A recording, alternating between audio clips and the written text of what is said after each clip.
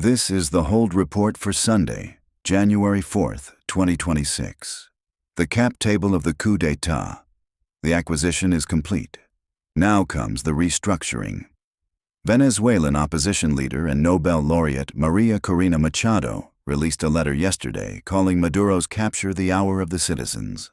She framed the U.S. intervention as a means to an end, the restoration of democracy. But hours later, President Trump corrected the thesis.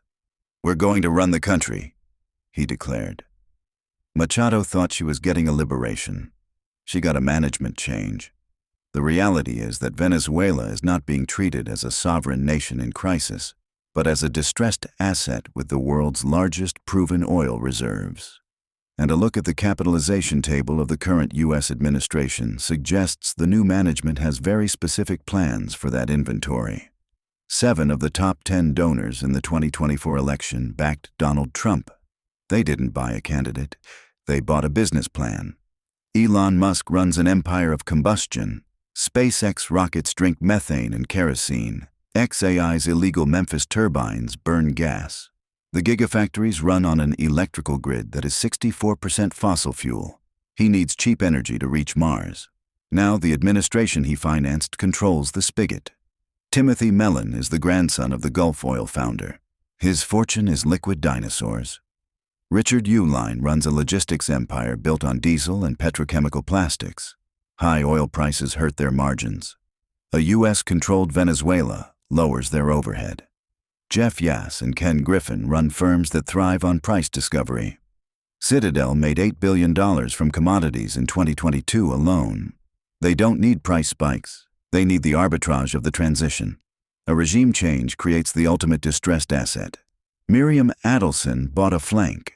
Toppling Maduro severs Iran's lifeline in the Western Hemisphere, a geopolitical transaction that secures Israel's safety. Neocolonialism doesn't need to plant a flag. It just needs to secure the supply chain. Trump was clear in his previous remarks. "When I left, Venezuela was ready to collapse. We would have taken it over, but now we're buying oil from Venezuela, so we're making a dictator very rich." That error has been corrected. The dictator is gone. The dividends are pending. While the administration secures fossil fuels abroad, it is dismantling competition at home. The White House recently suspended the leases for the massive offshore wind projects of clean energy company Ørsted.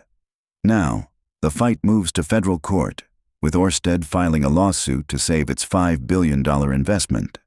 The energy strategy is cohesive. Seize the crude in Caracas, kill the turbines on the coast. The timing is notable. Friday, January 2nd, marked the court-ordered deadline for the release of the final tranche of Epstein files. But while the world watched U.S. troops land in Caracas on Saturday, Attorney General Pam Bondi quietly withheld specific documents, citing procedural reviews. Representative Ro Khanna called out the irregularity, but his voice was drowned out by the engines of C-17 transports. Wag the Dog was a movie about fabricating a war to hide a scandal. The administration realized that a real conflict works even better. The market metabolized the regime change with the cold speed of a C-17. Headlines have already shifted from the extraction of a dictator to the logistics of running a vassal state. Washington's new policy will center on oil production, and a delegation of U.S. investors will visit Venezuela in March. Some vultures fly first class. The market has digested the coup, with analysts predicting the 2026 rally will persist, pricing Venezuela not as a crisis, but as a catalyst. In the first hours of Sunday trading, oil futures opened with a yawn. Brent crude ticked up 40 cents to $61.20. WTI hovered near $57. No spike, no panic. The U.S. Permian Basin and Guyana have flooded the world with so much supply that a regime change in Caracas is a rounding error. The shroud of democracy is slipping off the map.